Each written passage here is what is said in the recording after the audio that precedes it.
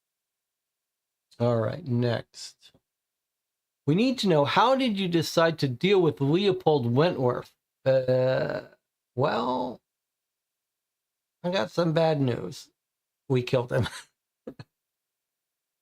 So we're not going to be able to pick him to partner up with, even though he's the guy with money. But he wasn't going to make a good deal for us anyway. Better that we killed him. All right. Who would you like to choose as your client? All right. So we got 3 choices. Love it. Love it. All right. Here we go.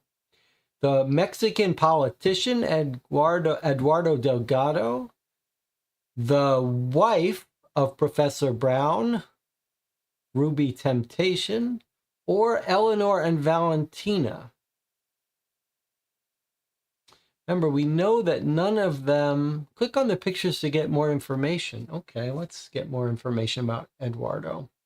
If you choose me, I know the area well. My parents had a vacation home in El Salvador. I have excellent contacts in the region, can keep the authorities off our backs, and believe me, they will try to stop us to extort money from us.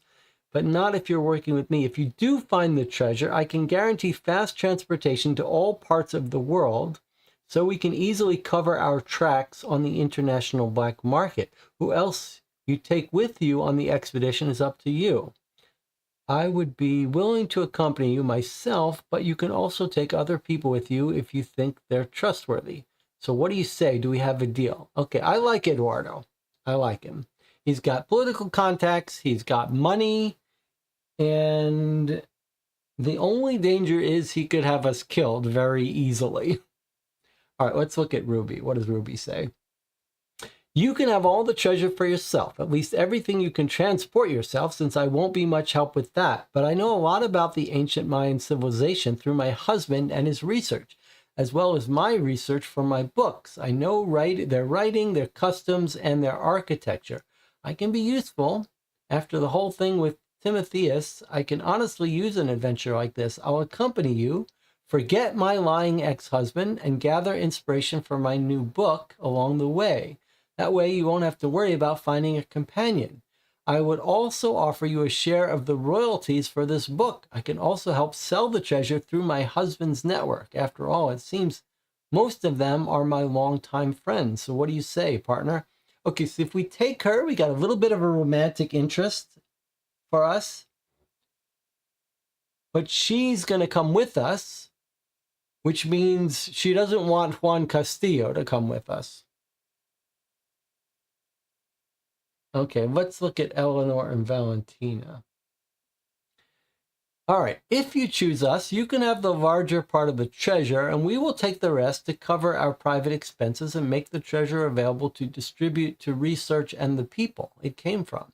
We want Salvadorans to have access to their history and culture. We will use a few pieces for Eleanor's museum and help prepare the rest for local museum and research collections. That way, everyone will benefit from the treasure. It's up to you who you take with you to El Salvador. Eleanor won't be able to accompany you because of her leg, but if you want, Valentina can accompany you, or you can find someone else. With us as clients, you can rely on Eleanor's knowledge and experience and benefit from Valentina's contacts in the underworld. So what do you say to a trio?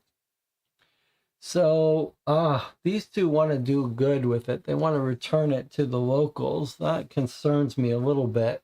Like they're going to change their mind and not let us keep it. They're not corrupt enough for us. Although Valentina is. She's the forger. So I guess we got a little bit on her.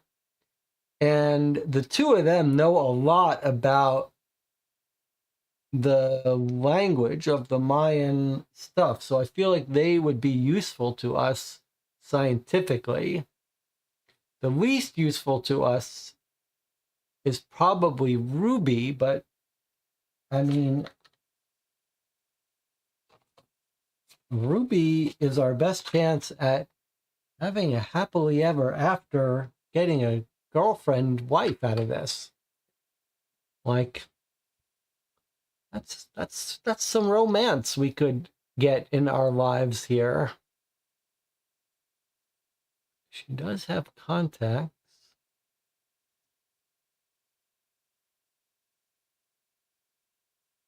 Like, if we want a happy personal life ending out of this, it seems like this might be we might have a fun adventure. It's like a little romancing the stone, Indiana Jones. She's also not going to have us killed. This is the one that's least likely to double cross us. These two, I guess they're not going to have us killed, and they do have some knowledge of all this. This guy seems like the connections that we want, but I'm afraid, like a politician, isn't he the most likely to have us killed? Like, are we going to get shot in the head at the end of this? Like, he's going to help us get it out, and then we're going to get shot in the head.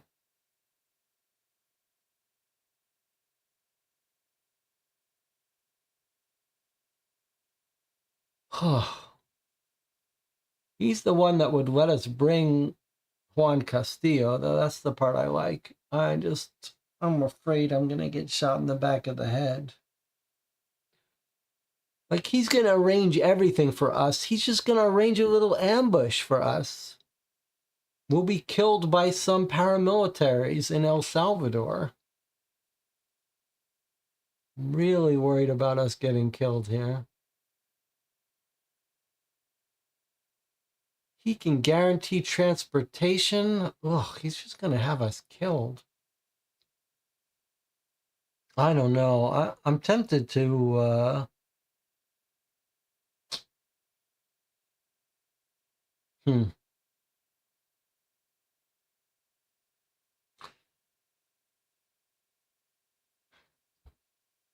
Let's see what the chat is thinking. All right, here we go. Let's see. Eduardo is the obvious one. He has money, funded previous expedition, and Souls also agrees Eduardo is my vote. Soul says she seems dirty to me. I don't like her. I guess he's talking about the wife. Debbie says, I don't think Jade is a good idea. She has no experience apart from writing romance novels. As for Eleanor, we don't really want to be dragging a woman who walks with a stick. She's not coming with us no matter what. It's the other one that would come with us, Valentina. Saul says, I still like Eduardo. Jonathan says, I like the Ruby Temptation romantic adventure angle. Isara says, I might choose Eleanor and Valentina. Keep the enemies closer, so the saying goes. Soul says she might be able to help interpret something is the only draw I see from her. Isara says, what if she's crazy? A little typo there, calling her Ruby Temptation. Well, Ruby Temptation, oh yeah, her name isn't Ruby, it's Jade. Does she know anything at all about expeditions, jungle travel? What if she's afraid of snakes? That's a little reference to Indiana Jones. Seems like a crazy idea to take anyone who's not experienced, and we have to take one. Should we vote? They're not going to kill us without giving us a chance to escape. All right, let's have our vote. But before we vote, let me just remind you, Eduardo says you can take whoever you want because it's not. I'll go with you if you want me to, but you can take Juan Castillo.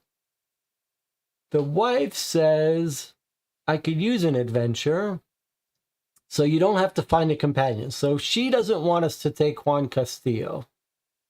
So if we take her, we're not taking Juan Castillo. And then Eleanor and Valentina say Valentina can accompany you or you can find someone else. So if we go with Eleanor or Valentina, then we can, if we go with Eleanor and Valentina or with Eduardo, we could choose to take Juan Castillo. Assuming we trust him. We know he's a good guide, but we may not need him given our skills. But if we take Jade, we're not bringing Juan Castillo. So let's put our people out here.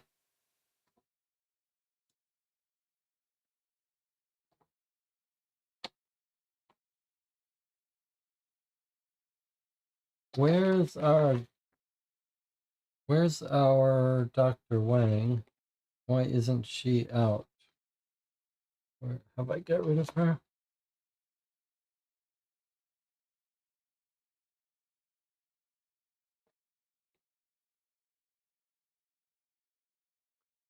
Okay, here are our people we can take.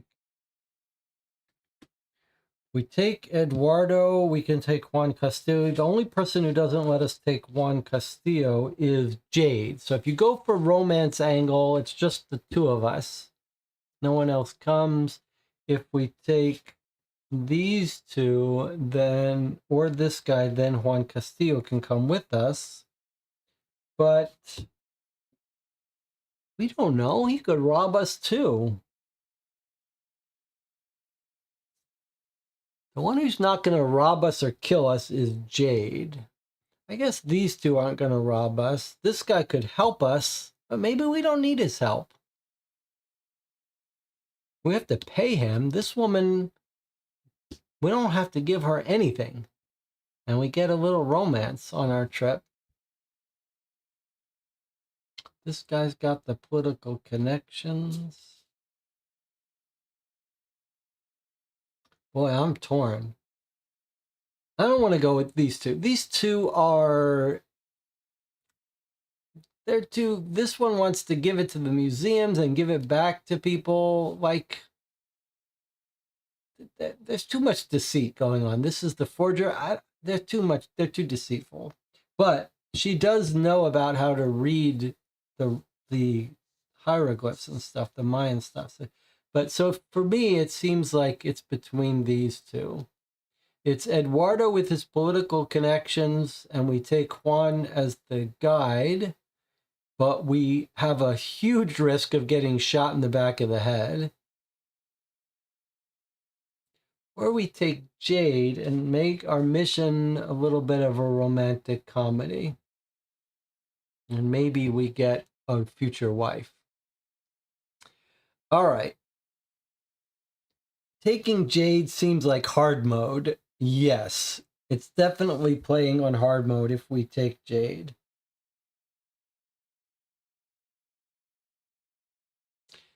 We don't know much about Juan. We don't. It's true, we don't. I'll bet there'd be a part where we need Juan. If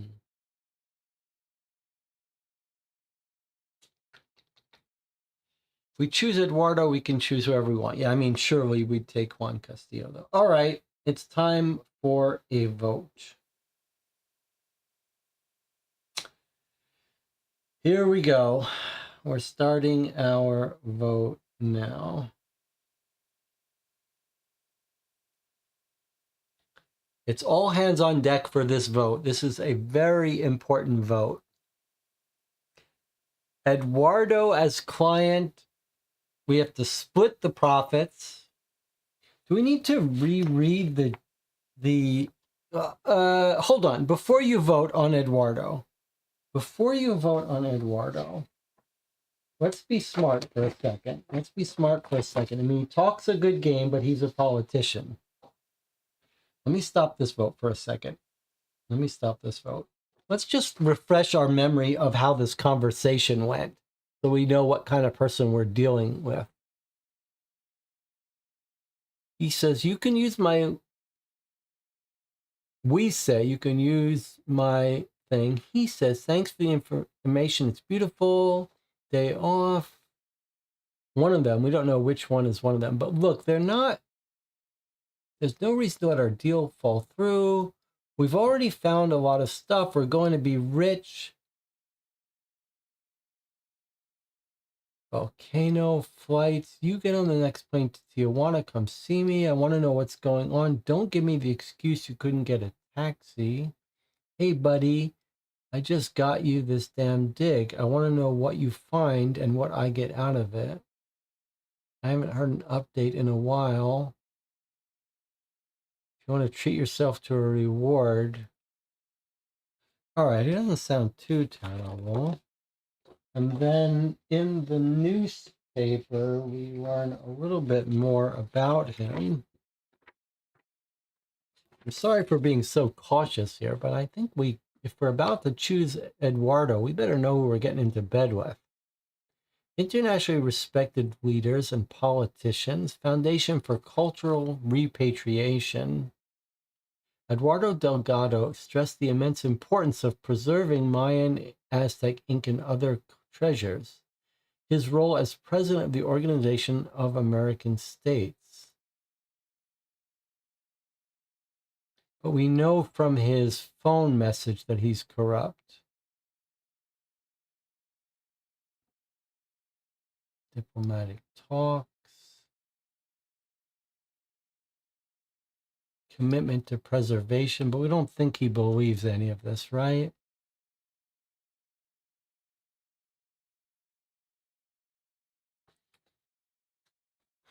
Okay. Let's have our vote. He did say he'll make sure the dig will be your last.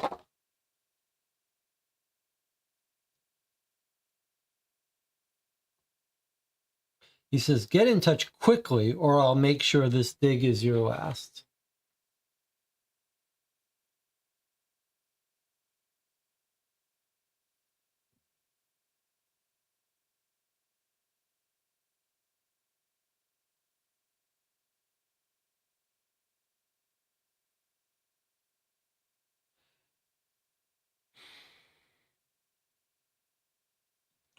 Split 3-3. 3 people want to hire Eduardo. 3 people want to hire Jade.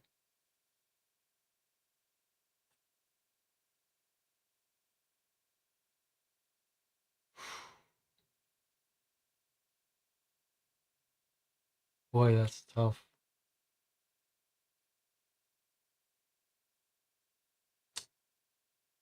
Four votes for Eduardo, 3 votes for Jade.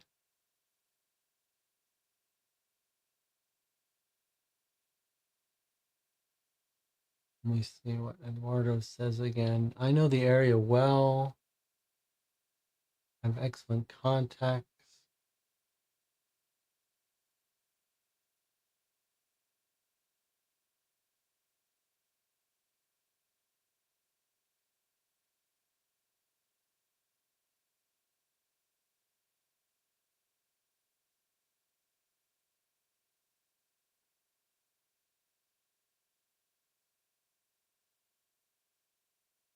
Have all the treasure yourself.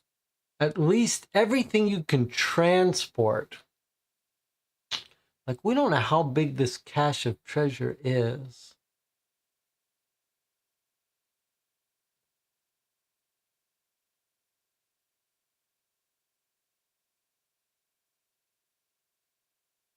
Hmm.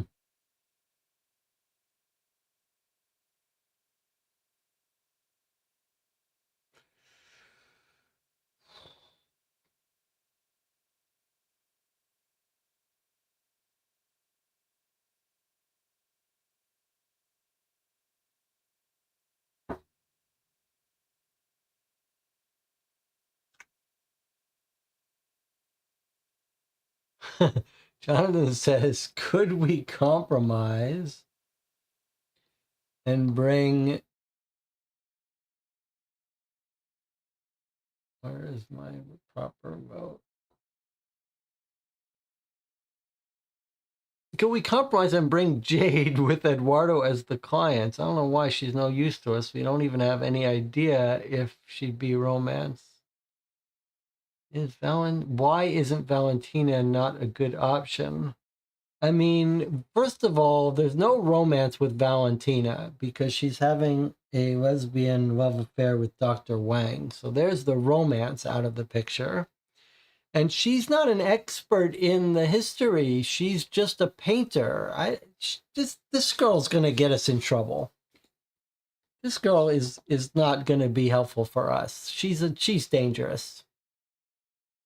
She's dangerous. I'm not taking her on an expedition with me. She's going to get us killed. That's what I think. And they don't, and the two of them are going to double cross us, and they want to use it to give back to the museum. I don't trust them. I don't trust them.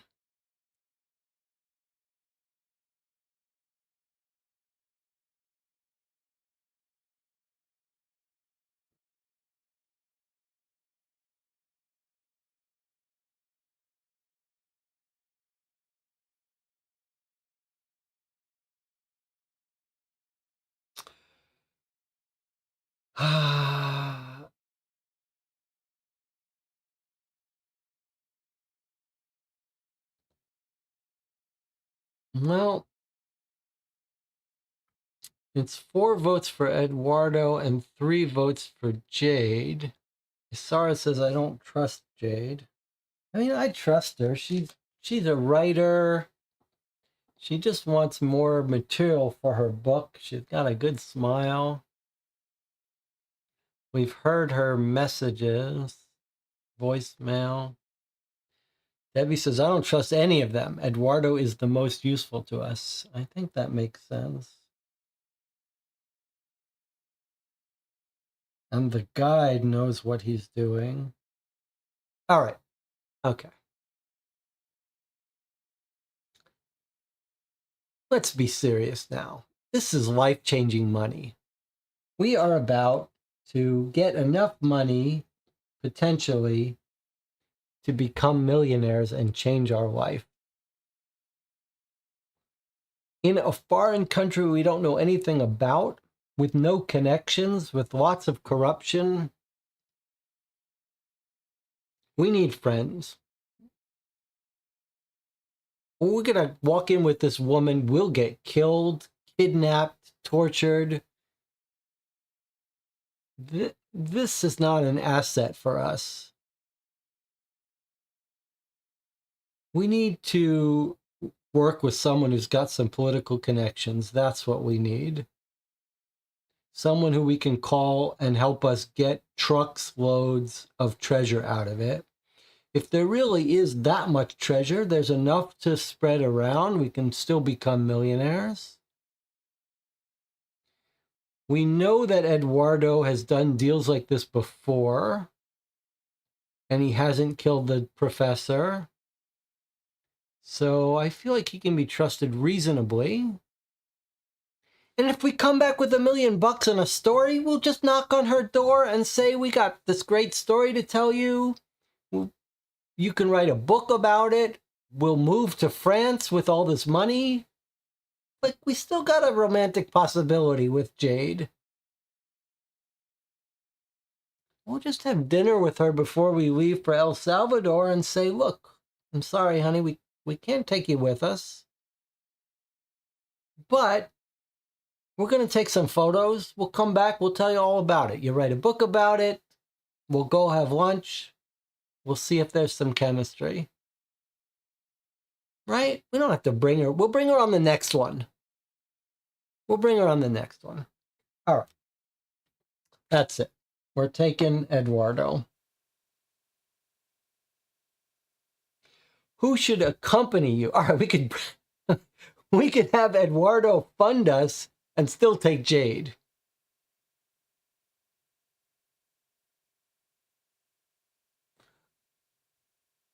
All right, but surely, well,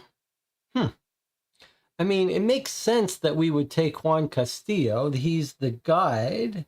He's strong. He knows the area. But we got to pay him a substantial sum. Now that we've got our financial backer and our connections, maybe Jade can talk us into bringing her.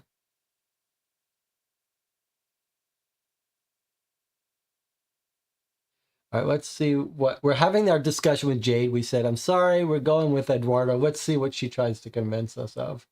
Take me with you, and I'll share my knowledge of Maya writings, art, and culture. I have some experience in exploring ancient temples through my husband. I'm certainly not the best match in a fight, but I am smart, articulate, and speak fluent Spanish. Okay, let's see what Valentina says. I'll tell you where the secret path is that I read about in Eleanor's notes. She can't come herself because of her leg, but I spent so many hours listening to her research, I can recite most of it in my sleep. I'm cunning and can talk my way out of any situation and can certainly be of help to you. She knows about a secret path, huh? Okay, let's see what Juan Castillo says for himself. I'll save your goddamn ass. The jungle is my home and the animals my friends, at least some of them. I'd still be wary of most of them, but if you take me with you, the water will no longer be a hostile place, and no gorge is insurmountable. My whip will certainly come in handy in some situations. I know and love the people and their language. So what do you say? Sounds like we shouldn't be going into water without Juan. But maybe we could get around that. Okay, let's see if we bring Eduardo. I'll loyally stand by your side. As I said, I know a bit about the area. My parents used to have a boat there. I know the river pretty well and could arrange a crossing for us. I also speak Spanish, which will certainly help with the local people. But when words are no longer helpful, I know how to use my fists. I haven't spent my whole life sitting behind a desk, you know. I mean, I feel like my better judgment is to bring the guide. The guide is the safe person to bring. But my heart is telling me to get talked into this movie and bring Jade.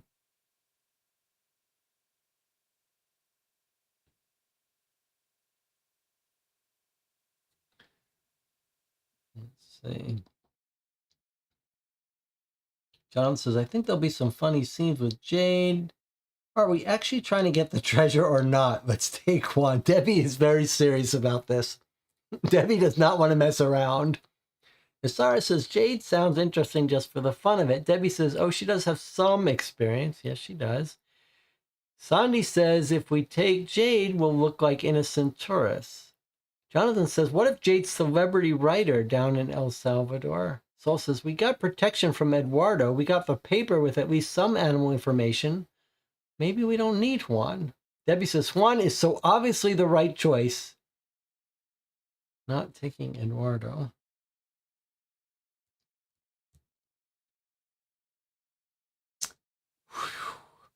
Like, we've done the smart thing by hiring Eduardo as our client. I feel like now we got to take Jade. Like, we're the treasure hunter, right? Like, let's embrace the role of treasure hunter. We got to take Jade. It's going to make for a more interesting story. She's going to write a book about us.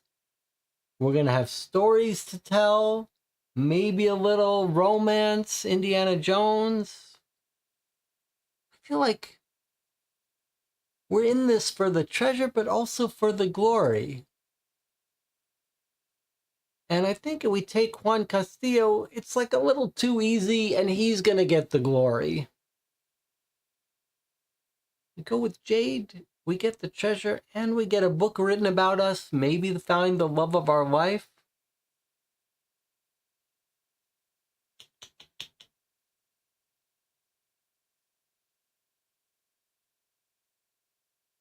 I feel like we got to embrace our character and our role.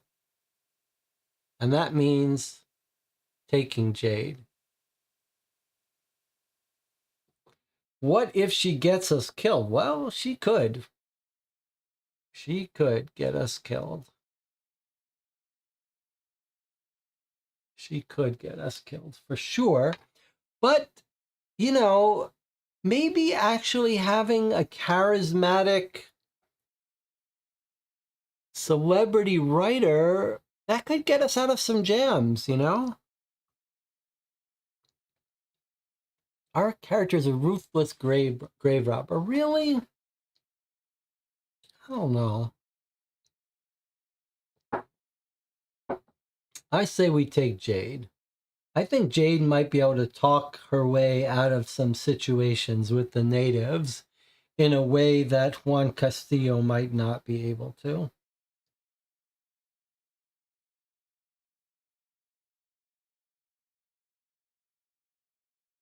I like her creativity. Like, we've got the brains. We can figure out how to solve puzzles, but we may need her. DJ Moneycat has a good point.